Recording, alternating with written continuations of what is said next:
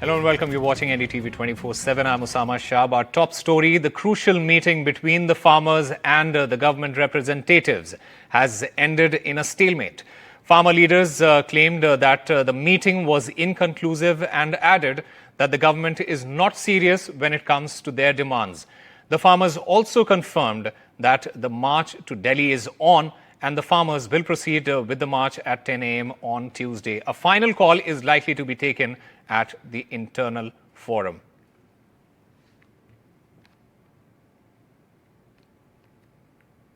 सरकार के पास कोई प्रस्ताव है भी नहीं, ठीक है। वो सिर्फ केवल समय निकालना चाहती है। हम लोगों ने पूरी कोशिश की है भी मंत्रियों से हम बातचीत लंबी करें और कोई ना कोई हमारे पक्ष में निर्णय आए, और हमें कुछ ऐसा लगा नहीं। मीटिंग में बहुत 2.5 घंटे मीटिंग चली। निर्णय ये हुआ, मैं ना हरपाल से बिलारी उत्तर प्रदेश से हूँ। मैं हरपाल से बिलारी उत्तर प्रदेश से आया हूँ। मैं उत्तर प्रदेश से जी। मीटिंग में ये हुआ, मीटिंग में सरकार चाहती थी कमेटी के नाम पर टालना आंदोलन, ठीक है। उसको मैंने मना कर दिया, क्योंकि पहले भी उन्होंने जो हमारा 13 महीने आंदोलन चला था तब भी कमेटी बनाने की बात की थी उन्होंने। वो कमेटी बनी, आज तक वो निर्णय हुआ उसका। And joining us is Vishal Vivek to give us more details. Vishal, the farmers, they said that the government just wants to buy time, and at the same time, the entire meeting has been inconclusive. This meeting has been going on for hours, and the farmers, they say that the government only wanted to delay the movement in the name of the committee. What does it mean in the context of the march, which is now going to happen on Tuesday? So, as the leader of the movement said, the protest will continue tomorrow. The protest will start tomorrow. About 1 lakh farmers will try to congregate in Delhi. They are moving from across the northern part of India, Punjab, Haryana, Uttar Pradesh, Rajasthan. They will be coming from all over. We were at Singhu border earlier in the day, which is the border between Haryana and Punjab. So already tractors were starting to line up. We are hearing reports that hundreds of tractors have already lined up there. There have been mock drills on that border, which is supposed to be the epicenter of this protest. Mock drills of tear gas canisters being deployed. There was hundreds of people, running here and there to save themselves from these tear gas canisters. The government had announced that the police personnel had announced that they will be deploying these canisters. So even then, there were few people at the border between Haryana and Punjab. As far as the meeting is concerned, it has been inconclusive, and so the protest will continue. MSP is the main issue that has not been answered, and there have the reports. Sources are saying that there are some agreements, but the main issues remain. So one leader inside the meeting said that they have given the government until 10 a.m. to respond. So the protest could begin after that. It could be a sensitive issue. There are directives in place. Haryana government has already told the administration that the administration needs to take strict measures to ensure that there's no property loss, innocent people are not hurt, and whoever is caught, hurting people, they need to be reprimanded and punished. So tomorrow, Singhu border will see the epicenter of this whole saga. That is most likely. Vishal, it is also important to note that this is the election year, and the opposition might take it up as an issue, saying that and try to make it an issue, while the government they will try to douse the fire as soon as possible so that it doesn't really become a huge issue for them. Yeah, there will be tit for tat. The opposition will come down heavily on the government. The meeting lasted about 6 hours. That was almost double the time this meeting took from the last meeting. The last meeting lasted around 3.5 hours.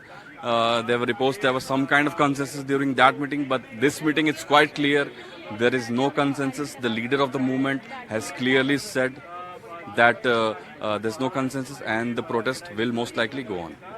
Right. Vishal, thank you very much for bringing us all those details.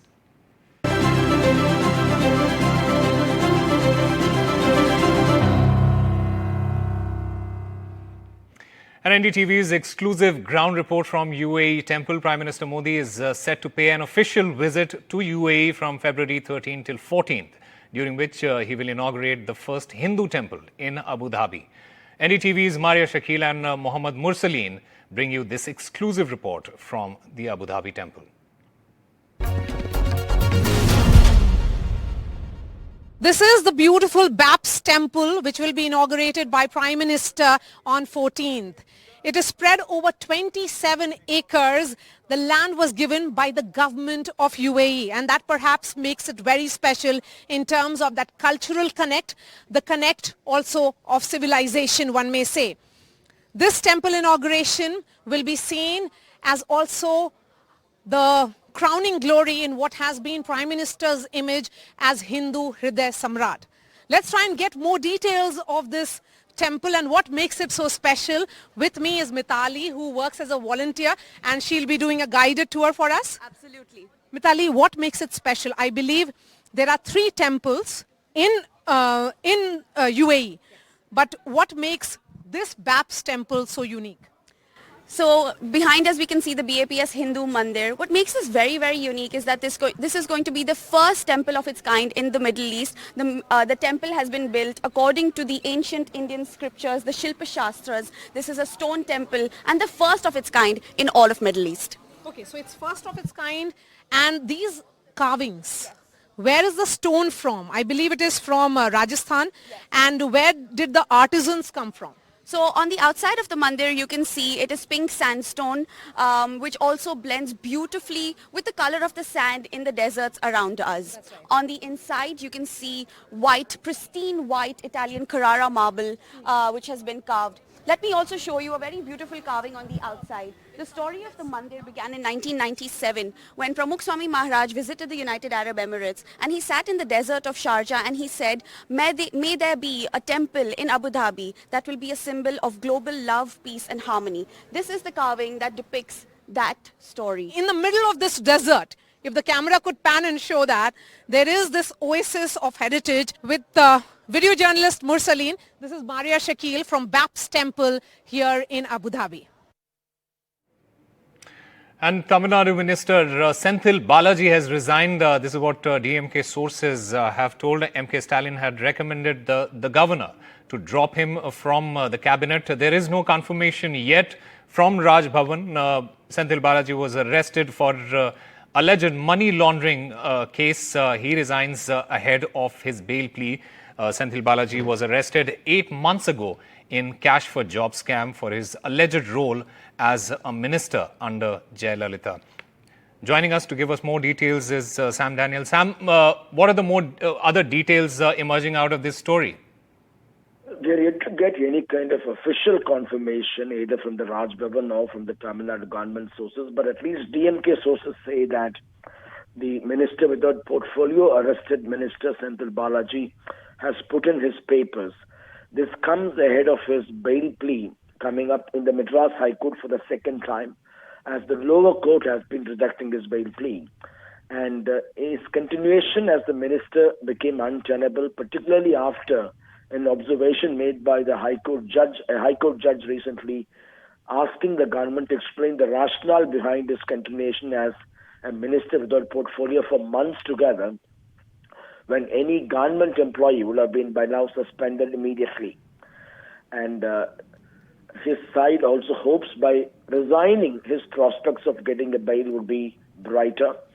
And MK Stalin, the chief minister, had met him after his arrest, and at that time he had claimed that this is political vendetta and wondered why the government, the ED, had kept quiet for 11 years when the AIADMK was in power. Giving a history behind this case, Senthil Balaji was charged of money laundering in the cash for jobs scam which took place allegedly under the Jayalalitha government when he was the minister under her.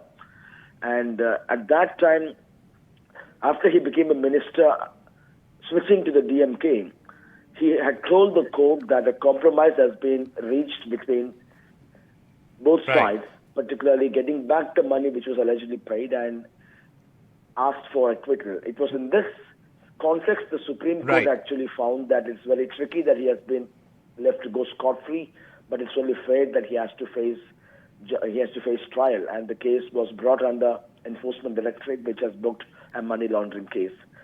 We expect some kind of confirmation by morning from the Raj Bhavan.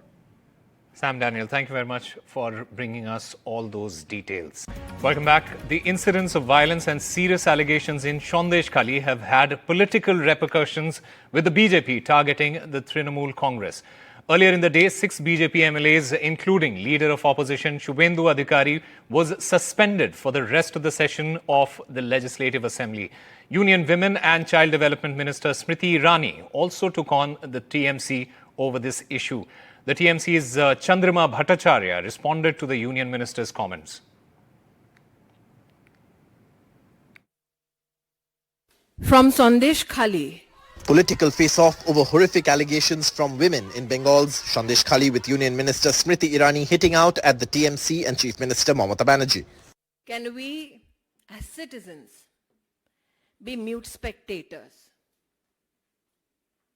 Who is this man who is charged by the women of Sandesh Khali? Till now, everybody was wondering who is Sheikh Shah Jahan. Now the question is that Mamata Bandyopadhyay has to answer, where is Sheikh Shah Jahan? The TMC hit back at Smriti Irani, accusing her of giving communal colour to allegations of rape. Sandesh Khali has been on the boil since January 5th. Tension flared up again last week, but this time several serious allegations have been made. Mamata Banerjee said a team from the State Women's Commission has visited. The governor of West Bengal also cut short his Kerala trip and visited Sandesh Khali. The governor tied rakhis on the women who met him with complaints. Sources say he's expected to file a report on the incident to New Delhi. She has made a difference in the religion. What about Bilkis Banu's case? Why hasn't she said? She wants actually to provoke people there and to create an unrest. That is what BJP and CPM they are doing there. Earlier in the day, 6 BJP MLAs were suspended from the assembly for the rest of the session after they came into the well of the house, shouted slogans and wore t-shirts referencing the Sandesh Khali incident. A delegation of BJP MLAs was stopped from going to Sandesh Khali. Today, we all BJP MLAs raise our voice against the atrocity, physical torture, humiliation and rape against the women in Sandesh Khali area. For that reason, they suspended 6 BJP MLA. Now there have been imposition of Section 144 of prohibitory orders that bans a large gathering, but the police have stopped them here. This is the bus in which the BJP MLAs were going to go to Sandesh Khali, but they've not been allowed to go from here. They've been stopped. On Tuesday, senior TMC leaders Partha Bhomik and Narayan Goswami are also expected to make a visit to Sandesh Khali. The politics over the serious incidents in Sandesh Khali will escalate in the coming days as the BJP plans to respond to the TMC's attack over women's safety issues. With Vasudha Venugopal in New Delhi, in Kolkata, Saurabh Gupta, NDTV. Pakistan's 2 largest political parties, who are wrangling over who will take the Prime Minister's job after inconclusive elections last week, forced them to join forces to gain a majority in a parliament dominated by independents backed by Imran Khan. In a statement late on Sunday, the Pakistan Muslim League Nawaz, a party of former Prime Minister Nawaz Sharif, who won the largest number of seats after the independents, and the Pakistan People's Party of Bilawal Bhutto Zardari, son of assassinated former Prime Minister Benazir Bhutto, said they were committed to putting the nation's interest and well-being above everything and to steering Pakistan away from political instability and towards a path of prosperity and resilience. Shahbaz Sharif meeting the Pakistan People's Party leader Bilawal Bhutto Zardari, a meeting to stitch together an alliance in order to form a coalition government. उसी की बात होती कि हमें पूरा mandate मिलता. For now, it appears that Nawaz Sharif will be returning as Prime Minister, his fourth term, while the post of President and Speaker of the National Assembly will go to Bhutto's PPP and other alliance members. The Pakistan People's Party won 54 seats, Nawaz Sharif's PMLN won 79 seats, while PTI-backed independents won 93 seats. Significantly, these 93 independents who won are loyal to jailed former Prime Minister Imran Khan, whose Pakistan Tehreek-e-Insaf party lost its election symbol and was not allowed to contest. At least 6 independents have now sworn loyalty to Nawaz Sharif's party, including PTI-backed Wasim Qadir. On 10th February, Imran's party released this. Bismillahirrahmanirrahim. Iyyaka na'budu wa iyyaka nasta'in. An AI-generated voice of Imran Khan declaring victory. The PTI insists the elections were rigged. 2 साल के सख्त जुल्म और नाइंसाफियों के बावजूद हमने 2024 elections 2/3 अक्सरियत से जीत लिया है. Pakistan faces unprecedented economic uncertainty, with its economy surviving on IMF loans. Any new government will need to renegotiate the terms of loans with the IMF. Islamabad's security situation is also precarious. The relationship with Iran is tense after Tehran bombed terrorist targets on Pakistan territory. A move the Pak Air Force responded to by bombing targets in Iran. For now, it's wait and watch as Zardari and Sharif attempt to form a government. A move that can only happen with the oversight of the Pakistan military, the dominant institution in the country. Bureau Report, NDTV.